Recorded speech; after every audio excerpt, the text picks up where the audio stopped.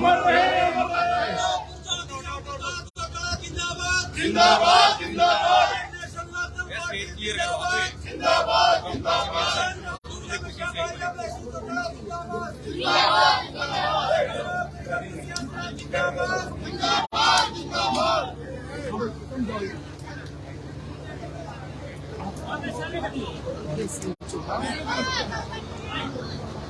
बहुत ही आदर और सम्मान के योग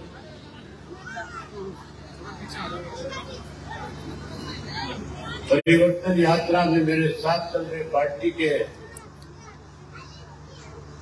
राष्ट्रीय उपाध्यक्ष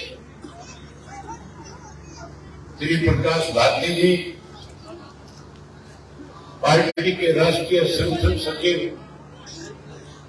श्री श्याम सिंह राणा जी, पार्टी के प्रदेश के अध्यक्ष पूर्व मेरे विधायक चौधरी नरसिंह सिंह राठी जी, जिला के अध्यक्ष यशवी राणा जी, लगातार इस यात्रा में मेरे साथ अपनी बड़ी जिम्मेवारी निभाने वाले आपके अपने, आपके सुख दुख के साथी, सदैव आपके बीच में रहने वाले युवा के प्रदेश अध्यक्ष भाई सुरजीत संधू जी, महिला के अध्यक्ष बहन सुमित्रा जी, महिला की पार्टी की महासचिव सुनैना चौटाला जी,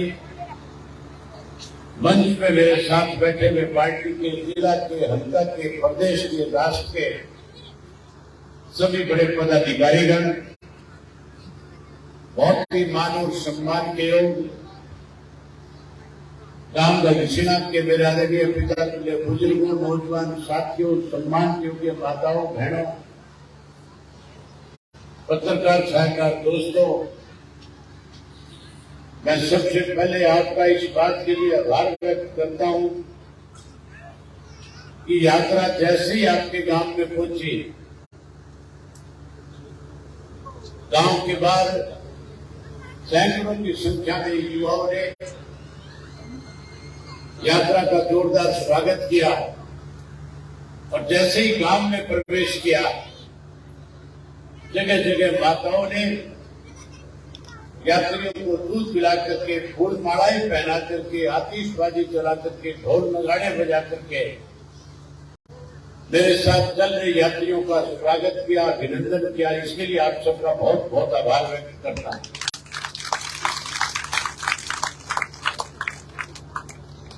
बुजुर्गों, साथियों, इस देश में भारतीय जनता पार्टी को सत्ता में आए हुए 9 वर्ष हो गए। इस प्रदेश में पिछले 9 वर्ष से भारतीय जनता पार्टी भी सत्ता में है। 5 वर्ष अकेले बीजेपी का राज था और पिछले 3.25 साल से लगातार भाजपा जसपा सत्ता में है। हमारे देश के प्रधानमंत्री ने दोबारा सत्ता में आने से पहले एक वायदा किया था किसान के साथ कि अगर मेरी दोबारा सरकार देश में बढ़ी तो सरकार बढ़ने के बाद किसान की फसल की आय 2022 में 2 गुना कर दूंगा। 2022 बीत गया, किसान की आय, किसान की फसल की कीमत 2 गुना होने की बजाय पहले से कम होगी। बजाय हमारी फसल की कीमत बढ़ाने के 3 काले कानून बना दिए थे। ऐसे 3 काले कानून थे, अगर वो देश में लागू रह जाते तो जिस जमीन के आज आप मालिक हो, जमीन से बेदखल हो जाते, बड़े बड़े कॉर्पोरेट घराने हैं जो आज जमीनों के मालिक बन जाते और हमें अपनी जमीन के ऊपर मजदूर के रूप में काम करके गुजारा करना पड़ता है। जहां साथियों इस किस्म के हालात पैदा हो जाते, हरियाणा के, पंजाब के, राजस्थान के, उत्तर प्रदेश और मध्य प्रदेश के किसान ने इकट्ठा होकर के 13 महीने तक लगातार दिल्ली के चारों तरफ बॉर्डर पे बैठ करके एक लंबी लड़ाई लड़ी, लंबा संघर्ष किया, लंबा आंदोलन चलाया। 750 से ज्यादा किसानों ने शहादत देकर के देश के प्रधानमंत्री को इस बात के लिए मजबूर किया कि आपका लिया हुआ फैसला गलत है, आप अपने फैसले पर पुनर्विचार करो और बनाए हुए 3 काले कानून वापस लेकर के किसान को एमएसपी का कानून बना करके उसकी फसल की कीमत बढ़ाने का काम करो। आखिर मजबूर होकर के 13 महीने के बाद देश के प्रधानमंत्री को 3 काले कानून वापस लेने पड़े, देश के किसान से माफी मांगनी पड़ी और वही ये कह करके किसानों का आंदोलन समाप्त करवाया था कि मैं एमएसपी का कानून बनाऊंगा, देश के किसान की फसल के दाम एमएसपी के तहत देने का काम करूंगा। आज तक एमएसपी का कानून नहीं बना, इसलिए आज किसान की फसल के दाम कम है। आज साथियों महंगाई बढ़ गई, खाद महंगा हो गया, बीज महंगा हो गया, कीड़े मार दवाइयां महंगी होगी, डीजल महंगा हो गया। आज हम बाजार से कोई भी सामान खरीदने जाते हैं उसकी कीमत ज्यादा है, हमारी फसल के दाम कम है। जहां महंगाई बढ़ी वहां भ्रष्टाचार भी बढ़ा, कानून व्यवस्था खत्म होगी, पढ़े लिखे नौजवान बच्चों के लिए रोजगार नहीं है, नौकरी नहीं है। आज ऐसे हालात प्रदेश में हैं कि प्रदेश में नशा बढ़ गया, अपराध बढ़ गए। आज चुने हुए जो सरपंच है जिनको मान सम्मान मिलना चाहिए था, जिन सरपंचों को ज्यादा ग्रांट देकर के गांव का विकास ज्यादा करवाना चाहिए था, कहा तो ये गया था कि चुनी हुई पंचायतों को ज्यादा ग्रांट देने का काम करेंगे, कहा यह गया था सरपंचों को ज्यादा अधिकार देंगे। अधिकार और ग्रांट देने के बजाय पाबंदी लगाने का काम किया। सरपंच जब अपने अधिकार मांगने चंडीगढ़ गए, सरपंचों की बात सुनने की बजाय उनके ऊपर लाठीचार्ज किया गया, उन्हें अपमानित करने के लिए चोर और बेईमान तक कहा गया। आज सारे सरपंच इस प्रदेश की सरकार को बदलना चाहते हैं। आज किसान दुखी है, मजदूर दुखी है, व्यापारी दुखी है, कर्मचारी दुखी है। आज हमारी ये माताएं बहनें जो बैठी है बड़ी संख्या में, इन्होंने भी फैसला कर रखा है कि आने वाले समय में 2024 में हरियाणा प्रदेश से भारतीय जनता पार्टी और जनता की सरकार को सत्ता से पार करेंगे और वहीं आने वाले समय में इंडियन नेशनल लोकदल पार्टी को सत्ता में ला करके फिर से प्रदेश में राम राज बनाने का काम करेंगे। यहाँ ये भी दुखी है, आज मैं आपके बीच में करीब 2800 किलोमीटर से ज्यादा चल करके आया हूं। आज मेरे 68 विधानसभा क्षेत्र पूरे हो जाएंगे। आपका गांव आज आखिरी करुणा विधानसभा क्षेत्र का आखिरी गांव है, कल असंख्य गांव शुरू हो जाएंगे। जहां 68 विधानसभा क्षेत्रों में गया हूं, वहीं 1400 से ज्यादा शहर, गांव और कस्बों में भी जाकर के लोगों से मिलकर के आए। आज इस सरकार के गलत नीतियों की वजह से हर वर्ग के लोग दुखी है। आज सरकार ने इस किस्म के निर्णय लिया, आने वाले समय में किसान के सामने और बड़ी परेशानी आएगी। मुख्यमंत्री कहता है कि पोर्टल पे जाओ, आपकी बात इसलिए खाद करनी है, सोसाइटी में सीधे जाकर के खाद नहीं खरीद सकोगे, पोर्टल पे लिख के देना होगा कितनी खाद चाहिए, किसके लिए चाहिए। अगर कहीं कोई चूक कर जाओगे तो खाद भी नहीं मिलेगी, खाद फिर बाजार से खरीदनी पड़ेगी, बाजार में नकली मिलेगी, महंगी मिलेगी, इसकी वजह से किसान का नुकसान होगा। जहां इस किस्म का निर्णय लेकर के किसान को परेशान करने की योजना बनाई है, वही एक परिवार पहचान पत्र हमारे बीच में बना करके कहा तो ये था ज्यादा सुविधाएं प्रदान करेंगे। सुविधा देने की बजाय 5 लाख से ज्यादा बुजुर्गों की पेंशन काट दी, 2 लाख से ज्यादा गरीब आदमियों के पीले कार्ड काट दिए, 1100 रुपए आपसे ये कह करके लेने शुरू कर दिए कि जिसने आधार कार्ड बनाया पैन कार्ड के साथ लिंक कराओ। लिंक कराने जाते हो 1100 रुपए लगते हैं, और अगर कोई लिंक नहीं करवाता तो उसको डराते हैं कि तुझे 10,000 रुपए जुर्माना करेगी। हैरानी की बात है किस तरह से फैसले करके सरकार आज लोगों को परेशान कर रही है। आज कानून व्यवस्था की धज्जियां उठी पड़ी है। आज पिछले 4 दिन से हरियाणा प्रदेश के जो हालात है वो किसी से छुपे हुए नहीं है। किस तरह से सत्ता में बैठे लोग भाई भाई को लड़ा करके आज हमारे बीच में मतभेद पैदा करने की कोशिश कर रहे हैं। किस तरह से हरियाणा प्रदेश के भाईचारे को खराब करने का एक प्रयास किया जा रहा है। साथ ही एक बड़ा षड्यंत्र है। आप याद करो जब जाट आरक्षण आंदोलन चल रहा था, जब 5 जातियां आरक्षण मांग रही थी, जिसके अंदर जहां बिश्नोई भी उसमें शामिल था, जाट भी था, जिसमें रोड भी था, जिसमें आपका त्यागी भी था।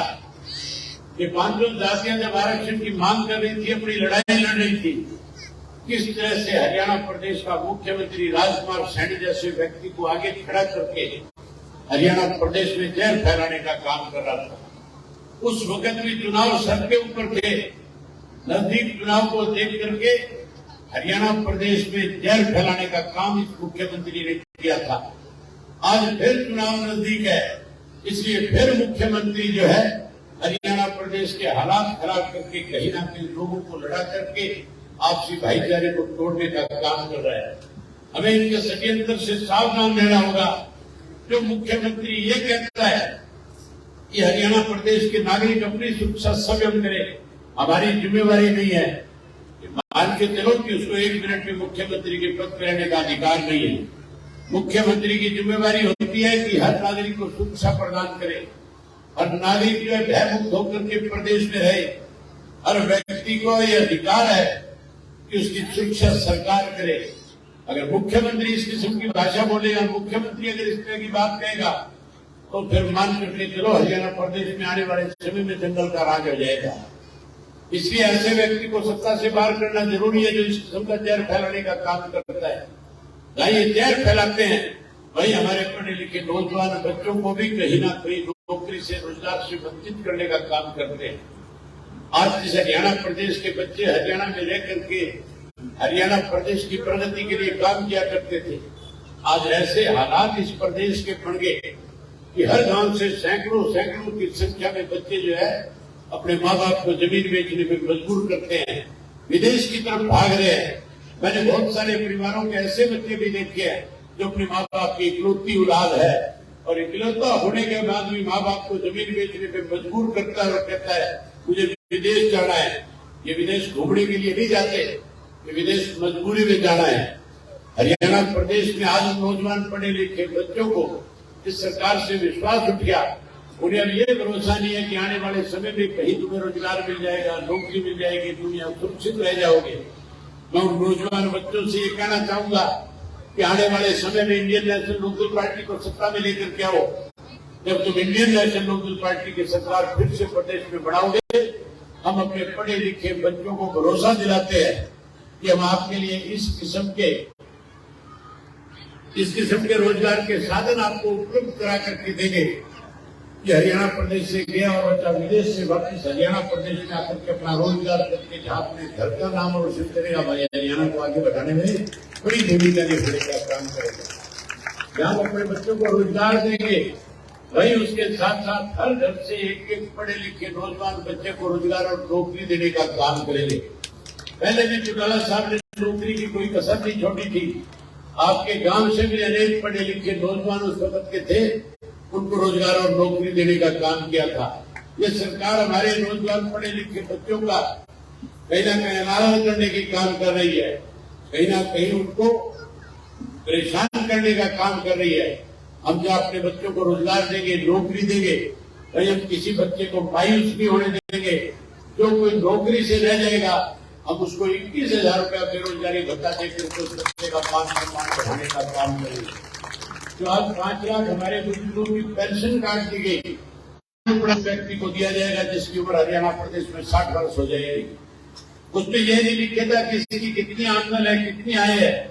आय और आमदन का कहीं जिक्र नहीं था, केवल 60 वर्ष के व्यक्ति को 100 रुपया पेंशन देने की बात थी। आपने 5 लाख लोगों की पेंशन काट दी, आपने गलत फैसला किया है। जेजेपी वाले सारे बैठे थे, मैंने इनसे कहा था कि तुम चौधरी देवीलाल का फोटो लगा करके कहीं वोट मांगते थे, लोगों को गुमराह करते थे, लोगों का बेवकूफ बनाते थे। आज चौधरी देवीलाल की नीतियों के ऊपर कुठाराघात किया जा रहा है। चौधरी देवीलाल की नीतियों को कुचलने का काम सरकार कर रही है। आज बुढ़ापा पेंशन चौधरी देवीलाल की देन से उसको काटा जा रहा है। हमारे बुजुर्गों को अपमानित करने का काम सरकार कर रही है। अगर आप में थोड़ी सी गैरत और शर्म है तो आपको इसका विरोध करना चाहिए, लेकिन विरोध करने की बजाय साथियों चुप होकर के बैठ गए। विरोध इसलिए नहीं कर सकते थे कि उनको पता था कि अगर विरोध करोगे तो फिर सत्ता से बाहर हो जाओगे। आज जहां वो सत्ता से बाहर होने के डर से विरोध नहीं कर रहे, आप आने वाले समय में फिर से इंडियन नेशनल लोकदल पार्टी को सत्ता में लेकर के आओ, फिर से प्रदेश में परिवर्तन करने का काम करो।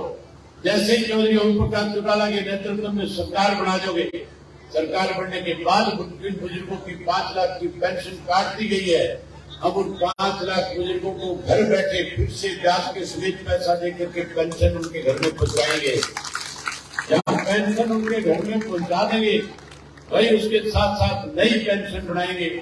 100 रुपए वाली पेंशन जो चौधरी देवीलाल ने शुरू करी थी, उसे 7500 रुपया महीना बुजुर्ग को देकर उसका मान सम्मान बढ़ाएंगे। एक घर के 2 बुजुर्ग अगर पेंशन लेने वाले होंगे, 15,000 रुपया उसके घर सरकार की तरफ से पेंशन के रूप में आया करेगा। वही उसके साथ साथ हमारी माताएं बहने बैठी है, मोदी से भी झूठ बोल करके वोट ले गया था। लोकसभा के चुनाव से पहले इनसे कहा था गैस का चूल्हा, गैस का सिलेंडर मुफ्त में दूंगा। आज ऐसी हालत है कि गैस के सिलेंडर की कीमत जहां 350 रुपए हुआ करती थी, आज उसकी कीमत बढ़ा करके 1200 रुपए कर दी। आज गैस का सिलेंडर मुफ्त मिलता है कि पैसे लगते हैं? आपसे पूछूं, माताओं से, बहनों से, मुफ्त मिला पैसे लगा? आजकल पैसे लगते हैं। महिलाएं अगर ये फैसला करते कि हमने सरकार को बदलना है, हमने मोदी से बदला लेना है, चौटाला साहब को मुख्यमंत्री बनाना है, तो फिर मान करके चलो कोई ताकत नहीं है जो आपकी सरकार को आने से रोक सके। आप सरकार बनाने में बड़ी भूमिका निभा दो। जैसे आप राज बना दोगी, राज बनाने के बाद हर महीने की 1 तारीख को आपके घर में सरकार की तरफ से गैस का सिलेंडर मुफ्त में आया करेगा। जहाँ गैस का सिलेंडर आपको मुफ्त में देंगे, वही 1100 रुपए आपकी रसोई बढ़िया चले, उसके लिए भी हर माता और बहन के खाते में जमा कराने का काम करेंगे। जहाँ ये सारी चीजें आपको देंगे, वही उसके साथ साथ ये जो परिवर्तन है, ये कोई मुश्किल काम नहीं है। ये परिवर्तन तुम घर में बैठे बैठे, गांव में बैठे बैठे कर सकते हो। इस परिवर्तन के लिए कुछ लंबा चौड़ा करने की जरूरत नहीं है। जब सुबह सवेरे उठ करके हर व्यक्ति अपने से बड़े को मान सम्मान देता है, राम राम करता है। राम राम करते हो कि नहीं करते हो एक दूसरे से? जब राम राम करते हो, मान सम्मान देते हो, तो साथ में कहना शुरू कर दो परिवर्तन करो। अब जेजेपी तो खत्म होगी कि नहीं? अभी भी गांव में होगी कि नहीं होगी? खत्म है? बोल के बताओ जोर से, खत्म होगी कि नहीं होगी? जेजेपी खत्म होगी। जेजेपी इसलिए खत्म होगी साथियों कि जेजेपी के लोगों ने झूठ बोल करके लोगों को गुमराह करने का काम किया था। आज ऐसी हालत है जेजेपी पार्टी की, जेजेपी के नेताओं की।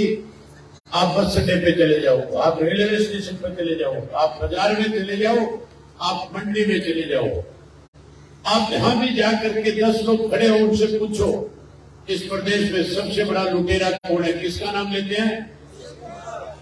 दुष्यंत का नाम लेते हैं कि सबसे बड़ा लुटेरा दुष्यंत है। वो बदनाम हो चुके हैं। आज भी कोई अगर तुम्हारे गांव का जेजेपी में है, उसको मेरी तरफ से एक बात जरूर कह देना। अगर वो सुन रहा है तो मैं उसको एक बात कहना चाहता हूँ, इस जेजेपी पार्टी के लोग तो बदनाम हो चुके हैं। ये तो केवल चौधरी देवीलाल के नाम के ऊपर लोगों को गुमराह कर रहे थे। आप लोग इनके असली चेहरे को पहचान चुके हैं। ये प्रदेश के सबसे बड़े लुटेरे हैं। इन लुटेरों को तो जेल की सलाखों के पीछे जाना होगा। अगर गलती से मैंने इनका फिर साथ दिया तो ये लुटेरे वाली बात है, ये बेईमानी वाली बात जब तेरे लीजिए में लगेगी। तो चौधरी देवीलाल का 3 पीढ़ियों से साथी रहा है, उनकी नीतियों को तेने आगे बढ़ाने का काम किया है। दोबारा घर वापसी कर, हम तेरा मान सम्मान करेंगे, हम तेरे बच्चों को रोजगार और नौकरी देंगे, तेरे से कोई भेदभाव नहीं करेंगे। वही साथियों, कोई कांग्रेस की मिल जाए, कोई बीजेपी वाला मिल जाए, उसको 3 दफा कहो बोल करके परिवर्तन करो, परिवर्तन करो, परिवर्तन करो।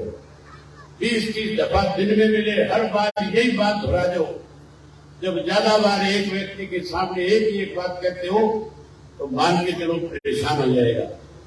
और परेशान होकर के जब घर जाएगा तो घर में जाकर के घर वाली को ये नहीं कहेगा रोटी बना दे, चाय बना दे, फिर वो भी घर में बढ़ता जाएगा, कहता जाएगा परिवर्तन करो, परिवर्तन करो, परिवर्तन करो। परिवर्तन आएगा कि नहीं आएगा?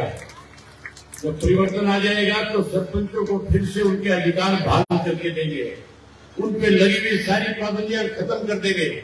करोड़ों करोड़ों रुपए गांव में ग्रांट के दे करके उन सरपंचों को मान सम्मान देने का काम करेंगे। वही जो पीले कार्ड मोला खत्म कर दिए गरीब आदमी के, अब उन गरीब आदमियों के पीले कार्ड फिर से बहाल करेंगे। जहाँ पीले कार्ड हम बहाल करेंगे, वहीं उसके साथ साथ 100 गज के प्लाट लेकर के गरीब आदमी को चौधरी देवीलाल आवास योजना के तहत पक्का मकान भी बना करके देंगे। वहीं उसके साथ साथ चौधरी देवीलाल के सपने को साकार करेंगे, बिजली पानी का प्रबंध करेंगे, भ्रष्टाचार को खत्म करने का काम करेंगे। मैं आज से 20 दिन पहले की बात है, नरवाड़ा में एक दरवाजे के बाहर खड़ी मिली। मैंने रुक करके उनसे राम राम करी। मैंने पूछा, बाहर कैसे खड़ी हो, आप सभा में क्यों नहीं आई? कहने लगी, हम सत्संग कर रही थी। आपके यहाँ में सत्संग करती है नहीं करती है माताएं? यहाँ में सत्संग करते हो, हाथ खड़े करना, सत्संग करती हो नहीं करती हो? सब राम का नाम लेती है, सब सत्संग करती है। कोई जगह है तुम्हारे पास सरकार की तरफ से ऐसी चीज जिसमें सत्संग हो रही हो तुम्हारी? ऐसी कोई जगह नहीं है जहां जा करके बैठ करके राम का नाम ले उसको।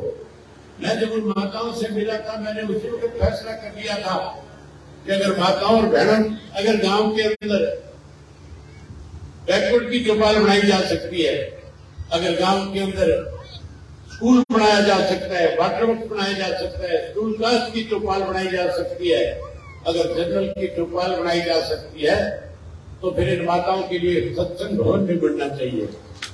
मैं उन माताओं और बहनों से कह करके आया था कि आप सरकार बनाओ, बड़ी भूमिका निभाओ। हर गांव के अंदर सरकार बनने के बाद सरकार की तरफ से अच्छे सत्संग भवन बना करके देंगे, ताकि हमारी माताओं को राम का नाम लेने में किसी किस्म की दिक्कत न आए। जहाँ साथियों चौधरी देवीलाल के नारे को साकार करेंगे, पानी का प्रबंध करके देंगे, जहाँ नहर का और पीने का पानी आपको देंगे, खेत की फसल पकाने के लिए नहर का पानी देंगे, घर में स्वच्छ पानी पीने का मिले, उसके लिए वाटर वर्क्स की व्यवस्था करके देंगे, वही बिजली का प्रबंध करेंगे। आज तो हालत ऐसी है, बिजली के मीटर घरों के बाहर लगा दिए। मीटर बाहर लगे नहीं लगे, मीटर बाहर लगा रखे हैं। बिजली का बिल ज्यादा आता है कम आता है? बिजली का बिल बहुत ज्यादा आता है। तो 500-700 रुपए का बिल आया करता था, आजकल 5-5 हजार रुपए बिल के आने लगे।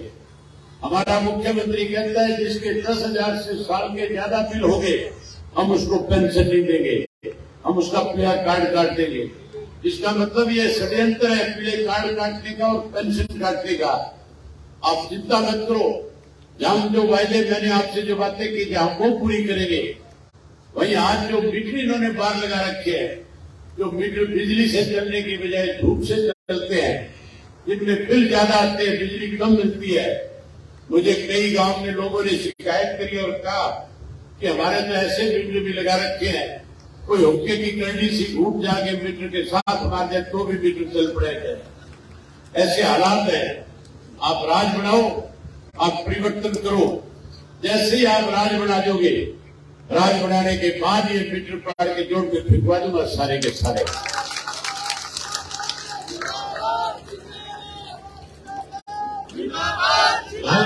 जोड़ में पाड़ करके फिरवाऊंगा। वही साथियों, आने वाले समय में, चुनाव के समय में बहुत सारे लोग झूठ बोल करके आपके बीच में आपका वोट हासिल करने की कोशिश करेंगे। कई कहेंगे बिजली मुफ्त कर देंगे, कई कहेंगे 300 यूनिट मुफ्त कर देंगे।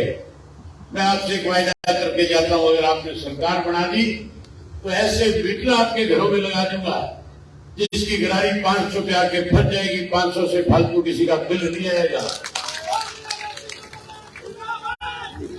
मैं उम्मीद करूंगा जितनी बड़ी संख्या में आज आप यहाँ आए हो और जितनी बड़ी संख्या में आज आपने यहाँ आकर के इंडियन नेशनल लोकदल पार्टी और चौधरी देवीलाल के प्रति जो आस्था व्यक्त करी है, आने वाले लोकसभा के चुनाव में और विधानसभा के चुनाव में बड़ा बदलाव लाने का काम करोगे।